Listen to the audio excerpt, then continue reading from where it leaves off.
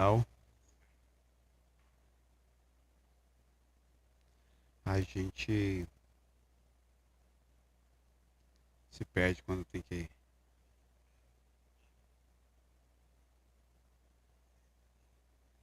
Achei. A gente se perde quando tem que achar. Acharam então, 1 João.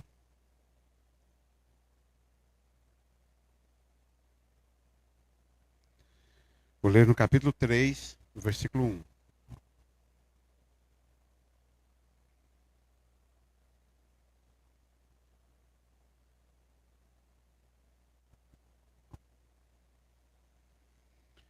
Você que está de casa, pode abrir. Manifeste-se aí para a gente saber quem é você. Fala um graça e paz aí que a gente vai saber quem é você que está online. Eu vou ler então a primeira carta de João, capítulo 3, verso 1. Vede quão grande amor nos tem concedido o Pai, que fôssemos chamados filhos de Deus. Por isso o mundo não nos conhece, porque não o conhece a Ele. Pai, te dou graças, eu te honro, eu glorifico o teu nome, tu és santo, Deus de poder e glória, e eu exalto a ti, ó Deus, eu glorifico, Deus, o teu nome, dá-nos tua palavra nesta noite, Pai. Tua palavra é vida, tua palavra alimenta, tua palavra, Deus, tem dado a nós, ó Deus, expectativa, Deus de dias melhores. Tem dado a nós expectativa da ressurreição dos mortos, ó Pai. Cremos que o Senhor vai voltar, vai nos ressuscitar e vai nos levar contigo no grande dia, Pai. Mas nesta noite, Pai, nós precisamos tão somente da tua palavra, Pai. Precisamos que o Senhor nos ensine algo, Pai. Que o Senhor, Deus, gentilmente nos ensine algo, Deus. E eu te dou graças porque sei que o Senhor sempre nos ouve, Pai. Deus, e toma-nos nesta noite, Pai, em um nome do Senhor Jesus. Amém. Muito bem. João, o escritor dessa carta de João, é o mesmo João que escreveu o Evangelho e também o mesmo João que escreveu o Apocalipse. Ele escreveu o Evangelho de João, ele escreveu o Apocalipse de João e ele escreveu a primeira, a segunda e a terceira carta de João. Então ele tem 5 títulos no Novo Testamento. E ele começa com um espanto, vede. O vede é uma expressão usada para chamar a atenção. É tipo espanto, olhem aqui, vejam só, olha o que aconteceu. E João, ele usa o vede como um chamamento para uma grande verdade, para o grande amor de Deus que nos tem concedido a graça de sermos chamados seus filhos. Então o espanto de João aqui é o fato de que o ser humano normal como eu, como a Preta, como qualquer um de nós aqui, pudéssemos nos tornar filhos de Deus. É engraçado que nós temos uma noção de todo mundo é filho de Deus e na verdade não é. Vocês não trabalham em escola, não ouvem muito isso. Mas para a gente que trabalha em escola, a gente ouve continuamente a expressão assim, pai é quem cuida. Quando o padrasto chega lá exigindo os direitos de pai sobre a criança, no geral a gente ouve, pai é quem cuida. Aliás, diga-se de passagem, já é quase um consenso cultural. A maioria de nós também acreditamos nisso, não é?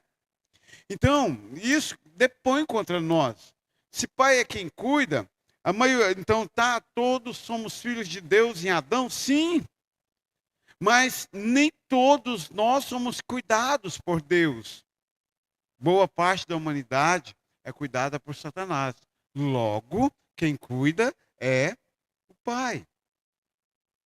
O espanto de João aqui é que não era uma paternidade, uma filiação simplória, não era uma filiação fragilizada. É interessante que a mesma Bíblia que chama a atenção de que nós deveríamos entender ou devemos entender que Deus é nosso Pai, é a Bíblia que profetiza que no final dos tempos, filhos se levantariam contra pais, pais se levantariam contra filhos, e hoje não nada é garantido, nenhum laço consanguíneo é garantido. Mas incrivelmente Deus insiste no fato de que somos seus filhos. Incrivelmente Deus insiste na grandeza de sermos filhos de Deus. E aí João então se espanta. Vejam só. Olhem para isto. Imagine você, um pecador, pode ser chamado de filho de Deus. E aí, olhando para João, no que ele quer ensinar, a gente precisa parar para pensar no fato de que eu sou filho de Deus.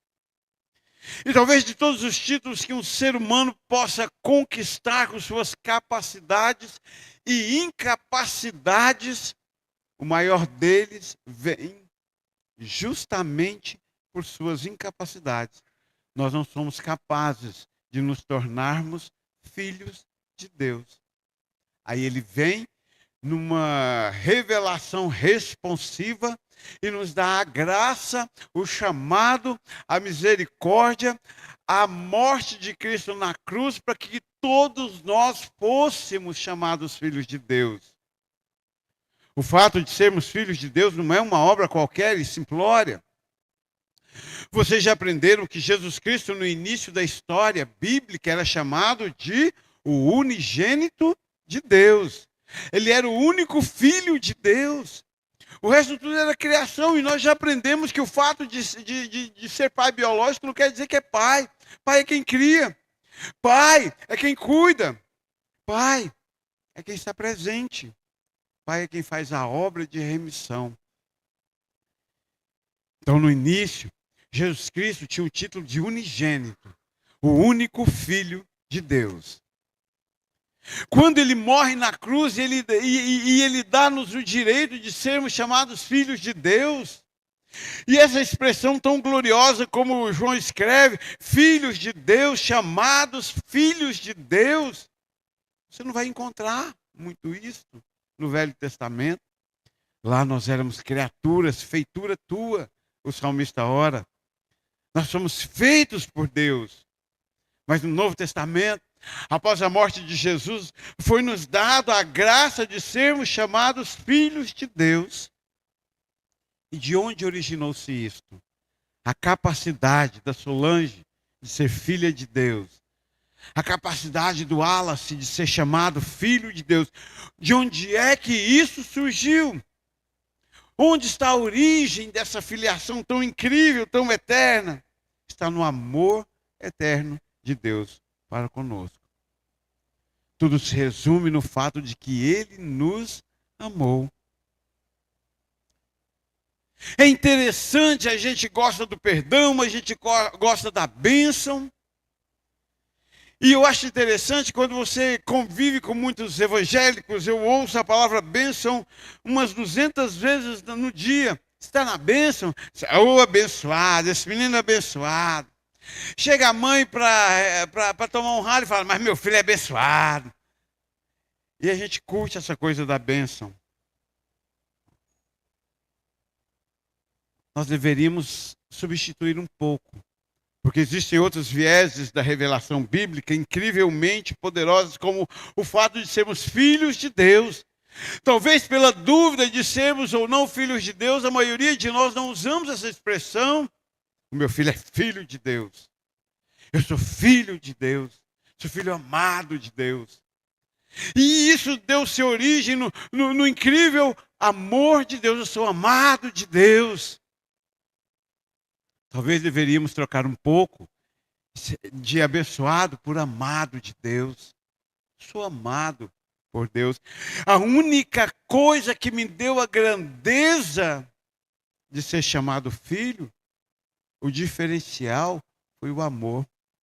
Olha que coisa incrível, Ivanilda. Deus poderia perdoar você e ainda assim não fazer de você filha dele. A maioria de nós temos pensado uma vida inteira que o critério para ser filho de Deus é ter os pecados perdoados. Mas antes de ter pecados perdoados, eu preciso ser amado por Ele. Nós tivemos um perrengue interessante na escola bíblica domingo, essa coisa de Deus rejeita ou não rejeita uma pessoa. A Bíblia diz que sim. A Bíblia cita casos que sim, como Saul, como tantos outros homens no decorrer dos acontecimentos. Simplesmente Deus deu-lhes as costas. Os havia perdoado diversas vezes no meio do caminho por seus erros. Esaú, aliás. Mas o diferencial de Esaú e Jacó é que havia um profundo amor de Deus por Jacó, ao ponto de chamá-lo de Israel, príncipe das nações. Então, na verdade, nós temos vivido muito pouco o amor de Deus. A verdade é que nós não temos dificuldade de aceitar essa filiação divina, por não experimentar o seu amor. Uma coisa interessante que as psicologias modernas discutem é o limite, é o limiar, é a divisória do ser humano de entender o amor de seus pais ou de seus filhos ou não. A maioria expressiva das pessoas que procuram um profissional da área de saúde mental o procuram com o único e exclusivo objetivo de resolver a sua pendência com seus genitores, papai e mamãe. Às vezes eu brincava isso ano passado, quando o menino estava virado no giraia. Vocês já ouviram essa expressão? É uma expressão pedagógica. O aluno virado no giraia, aquele que comeu o skin estragado. É aquele dia que o menino está do avesso. Aí eu gostava de brincar com meus alunos, papai não te deu um abraço hoje não, querido. E a maioria das vezes ele simplesmente fazia assim e chorava.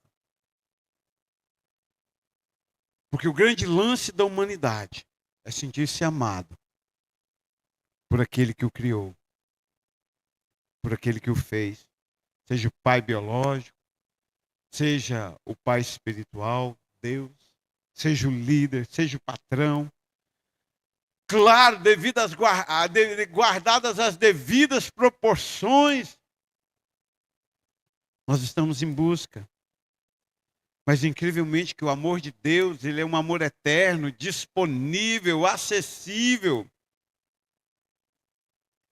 E que nós não precisamos conquistar. O amor aqui debaixo do sol, do pai, da mãe, das pessoas, nós precisamos conquistar. Literalmente nós temos que fazer por donde, como diriam os antigos. Nós temos que ser bons alunos para o professor gostar da gente, a gente tem que ser bom filho para os pais gostarem da gente, ou pelo menos para a gente acreditar que os pais gostam da gente. Mas com Deus não. Eu posso simplesmente, na maior cara lavada de pecador, chegar diante do trono, olhar para Deus, sentir-me amado e dizer, eu creio no teu amor para comigo. Ainda que eu erre, ainda que eu não atenda às suas expectativas, ainda que eu te decepcione, ainda que eu faça tantas coisas que não são legais, o teu amor me deu a garantia de eu ser chamado teu filho. Olha que coisa legal. Se fosse o meu amor para com ele, então percebe? Você é filho de alguém que te ama. Você pode amar alguém que não é seu pai até a sua última gota de sangue. Aí tem um monte de nome bonitinho. Pai adotivo, pai de consideração, pai disso, pai daquilo. Mas incrivelmente, o amor te torna filho. Já pensou nisso?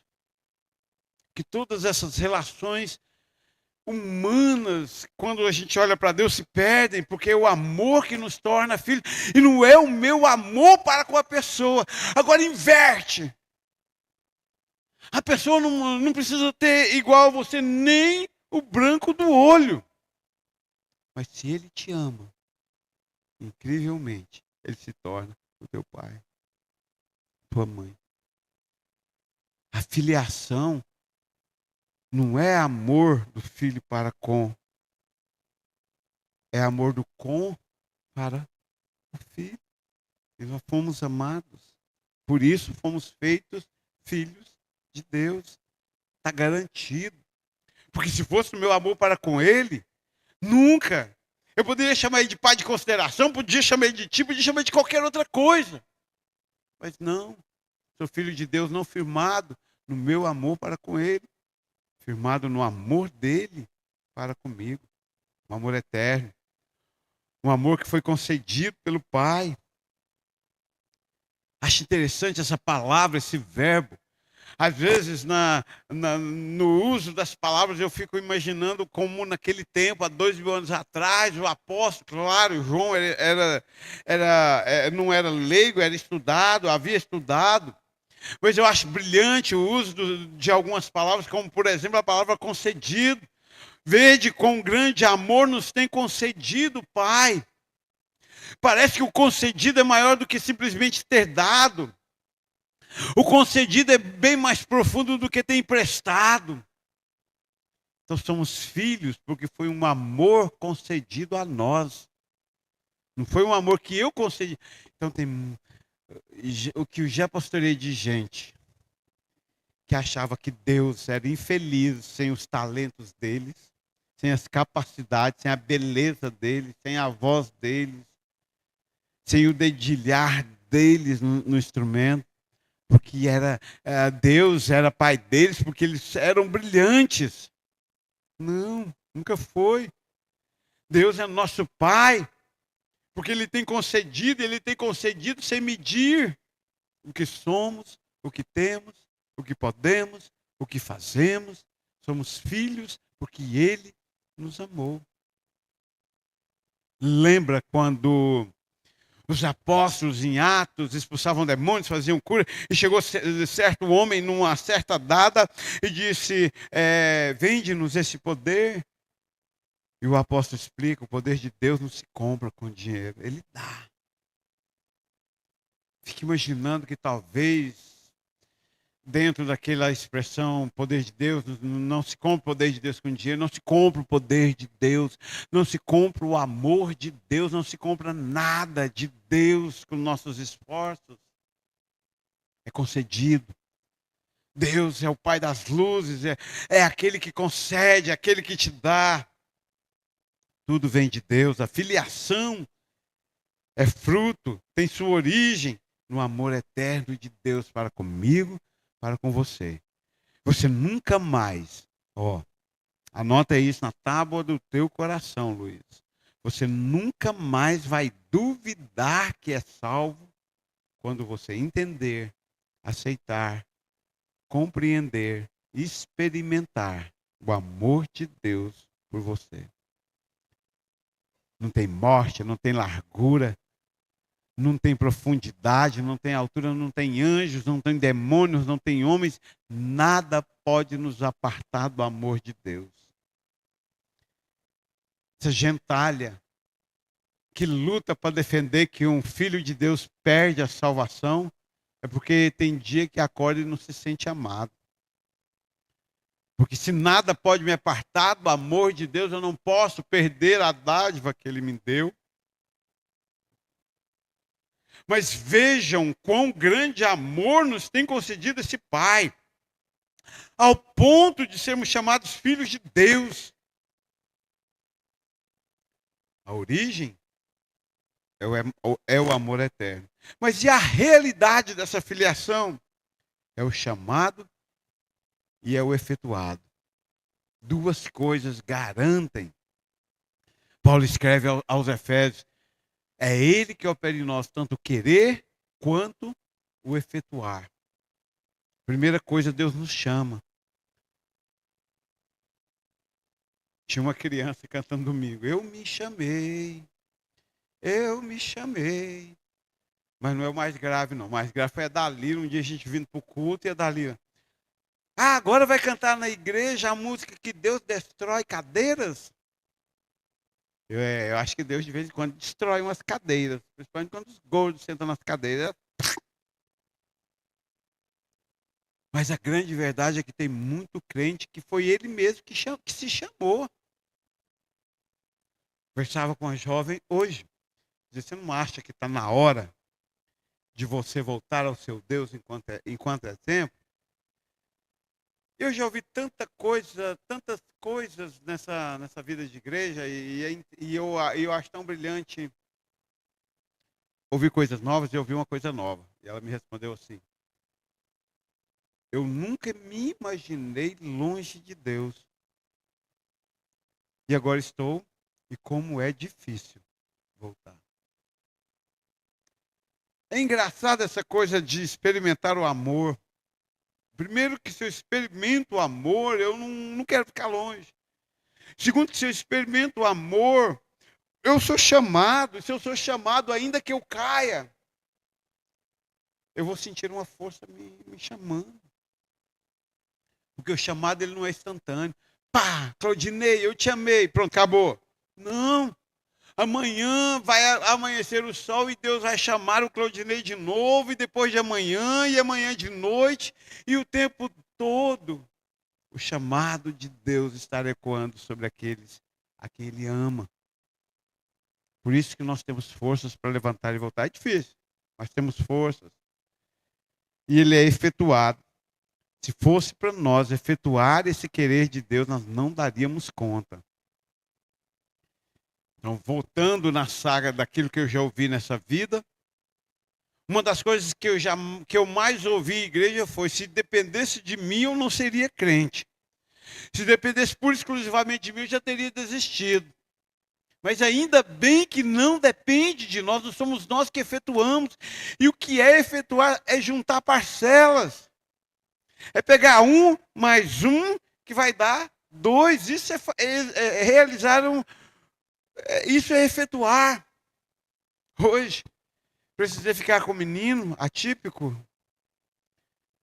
E não tinha ninguém para ficar com ele, não era da minha seriação, mas precisava. E eu sentei com ele e comecei: vamos lá, amigo. Vamos ler a parlenda. Tá lá. 1, 2, 3, saco de feijão. 4, 5, 6, saco de feijão. Conhece, não? Você não é professor de educação infantil, não? E aí eu, olha aqui, U. Como é que falou? U. E o M? M. Então, ele. Primeiro ano ele. Aí repeti, mostrei 1. Vamos pro 2. E o D e o O? Jó. Eu, não. Dó. O Jó seria J. Ó, eu falei pra ele: meu nome é João. Seria J-O, Jó. Mas D-O, Dó. Ele, Dó. I-S, is. Aí ele, a minha prima chama Isabela, então começa com I e com S. Eu, vamos juntar? Ele, vamos. Eu falei: 2. Ele, 2. Eu, 2. Então lê agora. Ele, 1, 2. Eu. Ele usou verde. Ele, verde. Imagine você. Que coisa! Só que ele usou na linguagem dele. Ele falou assim: White. Então é assim que aprende a ler? Acho que eu alfabetizei um menino hoje. Em 10 minutos com ele. Ele compreendeu como é que se aprende a ler. Sabe? Efetuar, aprender a ler, aprender a ser filho de Deus, eu preciso compreender que é Ele que faz, que junta as parcelas em mim. Então, se eu sei que 2 é 2, porque eu sei que D mais O é Dó, e que I mais S é Is, 2. Eu juntei, eu efetuei. Agora você consegue imaginar Deus todos os dias madrugando para efetuar na sua vida? Cada momento que você compreende algo dele, não foi de você, muito menos foi Satanás te ensinando. Foi Deus. Ele efetua. Ele nos chamou e ele vai efetuando. Ser filho implica ter acesso direto ao Pai, ter cuidado providencial, ter herança. Nós temos herança de Deus e Ele vem nos efetuando, nos cuidando. Por fim, nada vem de graça. Vede quão grande amor nos tem concedido o Pai, ao ponto de sermos chamados filhos de Deus. Nós somos chamados por isso. É por causa disto. É somente por isto que o mundo não nos conhece. Porque ele não conhece Deus. É por isso que o ímpio está com a vida mais tranquila do que a sua. É por isso que quando você não serve a Deus, às vezes as coisas parecem ser até mais tranquilas. Agora, quando eu sou filho de Deus, eu arrumo de cara um inimigo eterno, chamado Satanás. Se todas as coisas da parte de Deus concorrem para o meu bem, tenha certeza que Satanás vai tentar concorrer a maioria das coisas na sua vida para o seu mal. Nós não somos amigos de Satanás, nós não somos amigos do curso deste mundo. Nós não somos amigos das práticas deste mundo, nós temos inimigos sim. Nós temos um conflito da filiação, inimizade com o mundo. O mundo não conhece a Deus e automaticamente não nos conhece. Ao ponto de Jesus dizer, se o mundo me odeia, se eles me odeiam, quanto mais a vocês. Viver como filho de Deus gera um contraste, gera uma inimizade, gera um conflito ético e espiritual com os valores deste mundo. Não sou mais deste mundo. Por isso que a gente fica aqui dia após dia. Você precisa vir ao culto, você precisa vir à oração. Você precisa cumprir as ordenanças de Jesus. Você precisa servi-lo. Você precisa saber que Ele é Deus. Você precisa saber que Ele ama você. Você precisa entregar-se a Ele. Parar de brigar contra a carne e o sangue. E entender o fato de que Ele ama você. Encerro dizendo que deveríamos ficar espantados todos os dias pelo fato de sermos filhos de Deus. Eu deveria todos os dias de manhã acordar e falar assim, meu Deus, como assim eu sou seu filho? O Senhor teve que me perdoar, teve que me amar, teve que me achar, teve que me chamar, teve que efetuar em mim tudo isso. Estou espantado, estou chocado. A gente deveria chocar-se mais com o fato de que Deus nos fez seus filhos. Sem muito esforço da nossa parte, mas com muito esforço da parte dele. Termino com o texto de Paulo, de 2 Coríntios 12, 9. Quem sabe sem olhar? Alguém sabe sem olhar? 2 Coríntios. Engraçado que a gente quer falar 2 Coríntios. Né? Mas é segunda. Não, aliás, a gente quer falar 2 Coríntios. Mas o fato é 2 Coríntios. Gênesis 2, de 12, 9. 2 Coríntios 12, 9. Não precisava. Meus queridos, precisava. Precisava. Eu sei que a hora que eu falar aqui, você vai falar, eu sabia. Só não sabia. Ou senão você vai falar igual aluno. Eu sabia, mas esqueci. O eu sabia, mas esqueci não dá nota na prova, viu? Pessoal aí que estuda. Não tira nota na prova com eu sabia, mas esqueci. Não complete? Não tem nem jeito. A minha graça te basta. Porque o meu poder se aperfeiçoa na sua fraqueza. É Deus falando ao homem. A minha graça, a graça de Deus. Deus dizendo assim, a minha graça te basta. Você não precisa de nenhuma outra coisa além dela. Porque o meu poder, o poder de quem? De Deus. Ele se aperfeiçoa. Vem cá, Elber. Nós não estudamos no seminário que Deus é o El Shaddai, o Todo-Poderoso. Como assim o poder de Deus? Como explicar o poder de Deus se aperfeiçoando? Mas Paulo traz, Janes, o meu poder se aperfeiçoa. O poder de Deus se aperfeiçoa. Em quê? Na minha fraqueza. Olha que mistura. Isso é a verdadeira alquimia. Junta eu com as minhas falhas. Junta eu com os meus pecados. Junta Deus com o seu poder e amor. E dá uma transformação eterna. A transformação de um pecador destinado ao inferno a um filho de Deus tirado das trevas, levado para a luz. Somos filhos. Se espantem com isso todos os dias. Se alegrem com isso todos os dias. Pai, te dou graças, eu te honro. Eu glorifico a ti, bendigo o teu nome, tu és santo, Pai. Deus Todo-Poderoso, Pai. Em nome de Jesus, Pai, chama-nos a ti.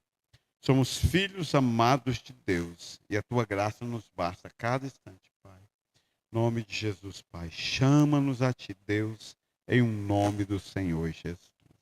Amém. Deus, Pai, tu és santo.